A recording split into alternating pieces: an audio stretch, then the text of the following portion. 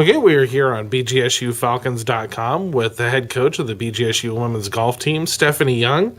And Stephanie, the Mid-American Conference Championships coming up this weekend, just about 48 hours away from the first round. But before we get into that, let's recap just briefly your most recent tournament, of course, which was the Dolores Black Falcon Invitational.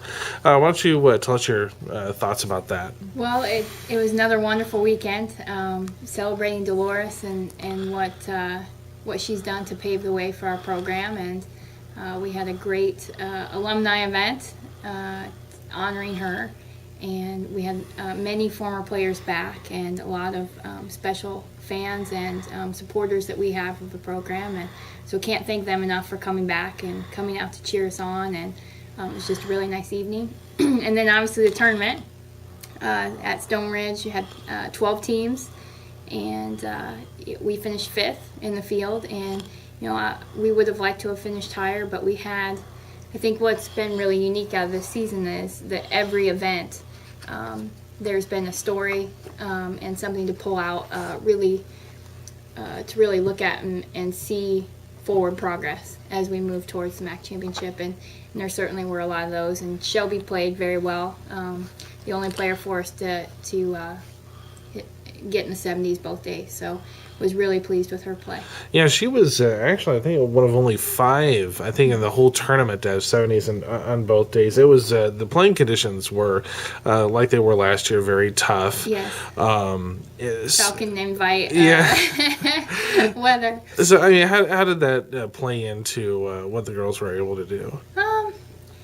I mean, people know me well enough by now. The conditions, whether they're fair or tough or challenging, everybody plays the same. So I think we always strive to be a team who plays our best under pressure, plays our best under the toughest conditions.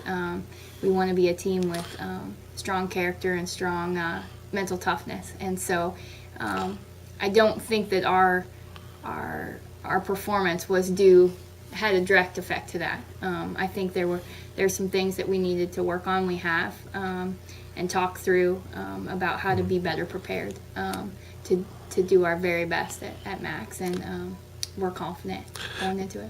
Now, of course, the following day after the end of the Falcon Invitational, you guys were down in Findlay at Red Hawk to play the Spring Challenge Cup against Ohio University. And for the first time in the 3-year history of the Cup, the Falcons won. Yes. And won handily, 8-2, with 2 of the matches stopped before completion. Why don't you tell us about that? I think it was a big day for us. And again, the fact that we, our goal was to finish higher at our home tournament.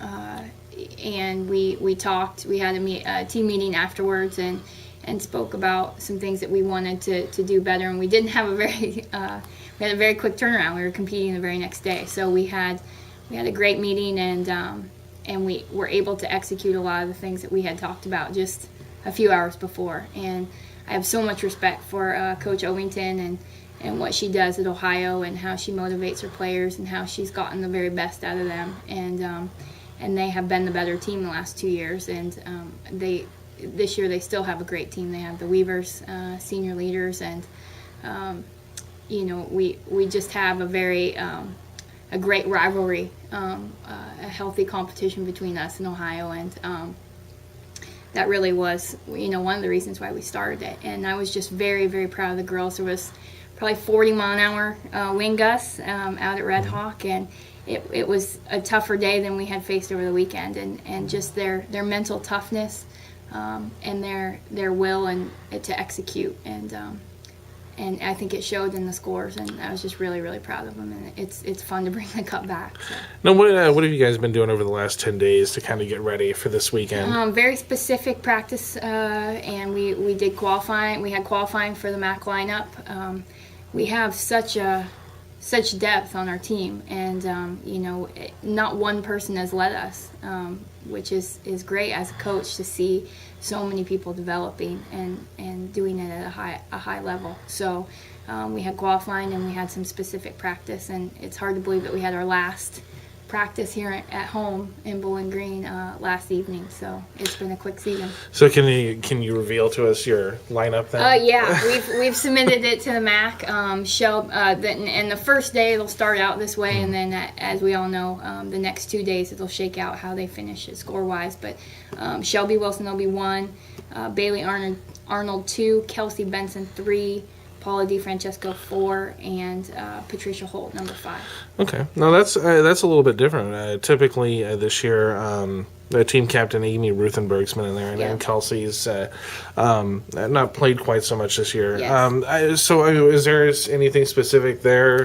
Nothing specific. They fought after it. That's exactly how they stacked up. We took a lot of different factors, Falcon Invitational scores, and then about 45 holes of play for qualifying. So it was a very extensive search for the roster. Everybody had equal opportunity, and that's exactly how they stacked up. And again, I think you want your best players playing right at the end. It can't be what we did in the fall. It can't even be what we did 3 weeks ago at Eastern Kentucky. You have to have your best now, and I think that's different. It doesn't make it easy. And our captain will be traveling with us. Her decision, and she wants to be there for a team, and I would expect nothing less from her.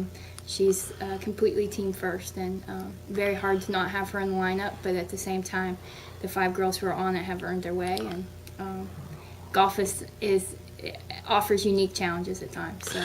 Now, going into this weekend, what are your expectations? I mean, you've got a team who's only got 1 senior, so I mean, you're not only just looking at this, from this year, but kind of building towards even bigger and potentially better things next year. So, I mean, what are your not specifically place or score wise, but what are your expectations just in general? I think specifically for this MAC championship, I think we keep things the same as we have all season. I think the routines stay the same. I think everything down to how much time we allot for breakfast before we leave for the course, and our uniform lineup, what we wear each day, and what Amy will say to them in the huddle before they start. All of that stays the very same. And that really, one of my favorite quotes in the Hoosiers movie, the basketball, he tells the boys, he gets out the measuring tape, and Coach Dale tells them that it's the same, the hoops are the same height and the same and all of that. So there's 18 holes, there's 18 tees, there's 18 cups. Everything stays the same for the MAC championship, and nothing's different when you make it to the big stage. So we keep it the same, and I think the rest will take care of itself. I mean, as far as our team, this is a very unique team, and I've said that before. And every young woman on the roster has a story, and they've all kind of one person has led us, and all of them, every single one of them, has contributed to where we are right now. Okay. And obviously, after this is all done, I'm sure we can get more into next year with with the additions that are coming in and everything. But as far as Paula goes, this is her last tournament. So I mean, how is she approaching things this weekend? I ironically, I think she would just tell you the very same thing as what I just told you, and. I think it's really important for her not to get focused on too specific of what this means, of putting extra pressure on herself. She plays her best golf when she just lets it go, and she's confident in what she can do. She's such a creative player. She envisions what kind of shot she wants to create, and she is so creative in getting out of situations and coming up with shots. And I want her to stay in that frame, and if she does that, then she's going to really help us. Okay, you guys will be playing in Fishers, Indiana, and of course you're all relatively familiar with. You were there back in October, had played there the year before. So, what kind of advantages do you think that presents? I think we're comfortable. I think there's a comfort level, like you said, with the course, and it really takes the element of mystery out of it. I think tomorrow's practice round, we're going to just go out and already know what we're out there to do, and I think it'll be real focused and real specific, but there'll also be that comfort piece that is really nice to have. So.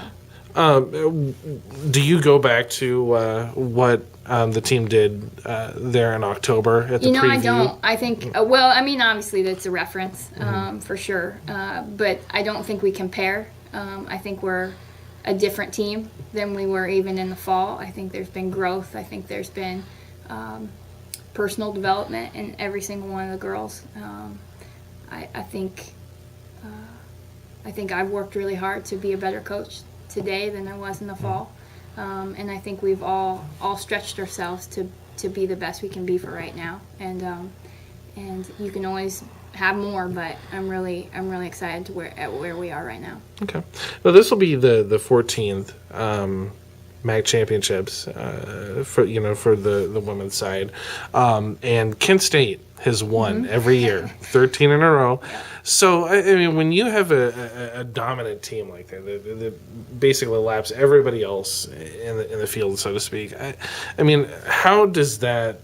I mean, does that enter anybody's mind at all? Or are you kind of, wondering, how do we get to that level? Or it's a great question. I think we're focused on a MAC championship, and whoever's in that hot seat, and it's been Kent for a really long time, and we can only control what we can control. I think it's only Kent has set the bar very high, and they I think are in the minds of everyone to achieve that type of success, and it's a pursuit for what they have, and I think it's, in all due respect to them, I think it's only a matter of time until they push all of us to that level, so that there's some really good competition for the title. No, I know the stock answer to this that I'm going to ask is, but I mean, this is really more just for any of the teams. Sure. I mean, when a team comes into a championships like this, where you have the one team that's just